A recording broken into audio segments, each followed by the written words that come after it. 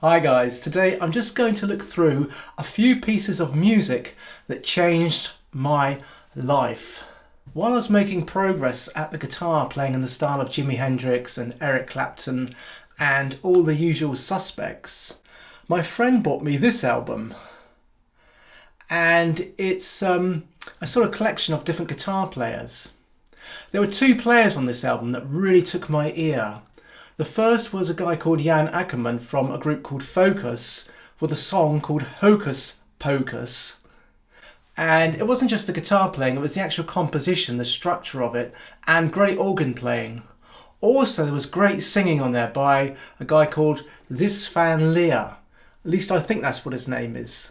The other composition on here that took my ear was by a guy called John McLaughlin, and the song was called Extrapolation. Although I liked the guitar parts, what I really liked was the composition, and it was really different. It's difficult to really get that across nowadays because there's so much music out there. But at that time, that was very, even if you never listened to jazz very much, it was extremely original. Around that time, I went into a charity shop and I found a stack of these.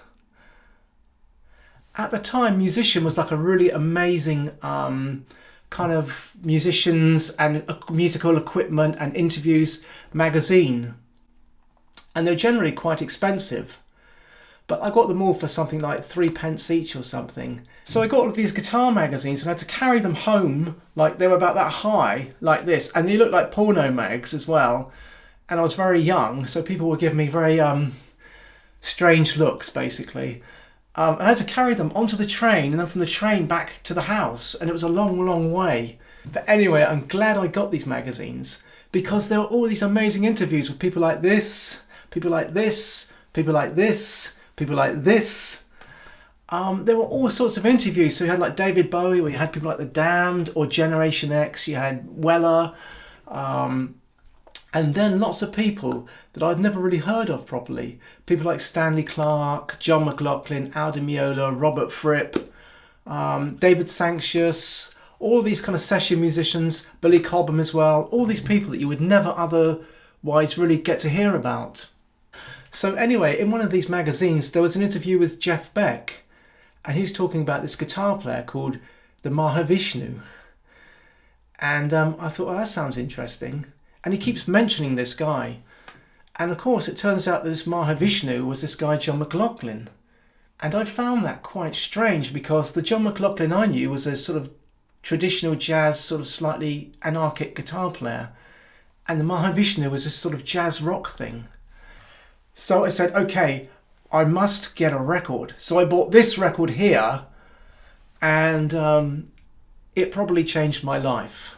Because after I bought this record, I took music theory lessons and went to music school, and everything else sort of took off from that. The thing that really got me about this record, though, was not the guitar solos, which I'm not a great fan of guitar solos, oddly enough. It was the chords. And at that time, I suppose the most outrageous chord one would hear would be E7 sharp 9 and Purple Haze. But John had these kind of like flat 5 chords, and it was very unusual to hear them back then. And they were sort of arpeggiated. And amazingly, you couldn't tap your foot along to them. You couldn't sort of tap your foot. It was like, what time signature is this? And the composition, the first one, Birds of Fire, just struck me straight away. I thought, this is really, really great writing. This is brilliant compositions. This is not just a guy doing kind of mindless guitar solos. This is a composer. The other thing that struck me about it was Billy Cobham on drums. And it wasn't like he was playing drum solos. It was just like this sort of free flow of rhythm in the way that I'd never really heard it.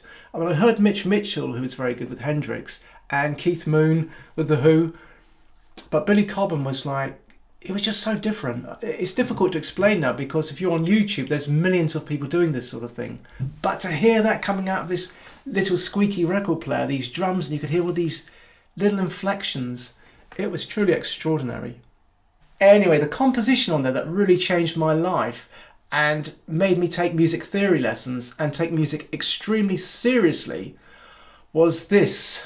It's called Thousand Island Park.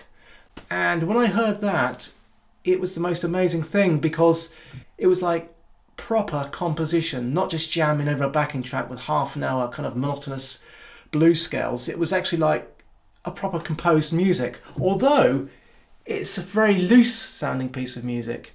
And I thought, how do you compose like this? And eventually, of course, I went to take music theory lessons. Around this time, I got this other record by this pianist. And it was called From Classics to Jazz. And it was just a little record. It wasn't any big deal or anything. But there was a composition on there written by this guy. And it was called The Revolutionary Study.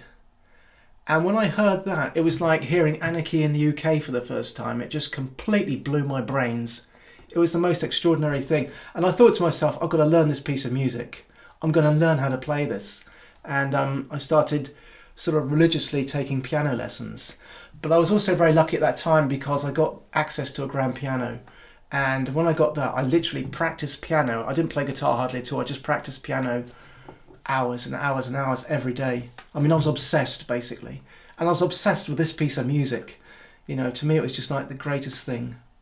Also around this time, I was reading all of these musician magazines. So I was reading about, like I say, Robert Fripp and Al Di Meola and all of these other musicians. But one guy who was very interesting was a guy called Stanley Clarke, who's at the time was doing this bass style. It's very new at the time. It's quite a new thing. And I thought, well, I must get a record. So I bought School Days, which was a really fantastic record. School Days, the song, Life is Just a Game, and Desert Song with John McLaughlin, and they're fantastic. In the Musicians magazine, there was also a guy in there called Chick Corea, this pianist. So I thought, well, let's get some Chick Corea music. Anyway, I came across another Stanley Clarke album called Journey to Love. On this album, there's Song to John Coltrane Part 1, Song to John Coltrane Part 2. And parts of it, Stanley Clarke's playing with this bowed bass, John McLaughlin with his Shaggy guitar. On part 2 of this record, it blew my mind. It was like, wow! Because I heard Chick Corea playing this amazing modal piano. And I said to myself, I've got to learn how to do that. I've got to learn that. I've got to learn that style. I'm going to learn that style. And eventually I did. But it took a bit of time. But it changed my life because I'd never really heard that kind of piano. And I just thought that was just... It was just so perfect with the acoustic bass, the acoustic piano, acoustic guitar. There wasn't any electrics. The last piece of music that changed my life and made me go to music school to study composition was this piece of music here. It's by a guy named Ludwig van Beethoven and it's called the Appassionata. I had access to this grand piano, and next to the grand piano was a sort of a record player gramophone thing, and inside was an album of 4 Beethoven sonatas. Anyway, I put this record on, and the first sonata was the Moonlight Sonata, and it was just the most beautiful thing I'd ever heard. I thought it was stunning. But the sonata after that was the Appassionata. The thing that captured my attention with the Beethoven was the dynamic. Pianoforte, loud and soft, light and dark, and the rhythm and the breaking up and the augmentation and diminution of the rhythm. And it changed my life. It really did change my way of perception of hearing music. And I'm eternally grateful to Beethoven, I suppose, for that. I made this video because I was looking back and I was wondering what pieces of music shaped my life. And I picked a list out, and then I suddenly thought, these aren't the actual pieces. And I looked back and I thought, actually, it was probably Thousand Island Park. It was probably the Appassionata. It was probably Song to John Coltrane and the Revolutionary Study. And it's quite interesting when you really look back, because the pieces that have shaped your musical life might not actually be the pieces that you think they're going to be. And for me, that was extremely interesting and a strange trip down memory lane that I didn't expect. But anyway, they're just mine. What are yours? Do you have any interesting records that have shaped your life?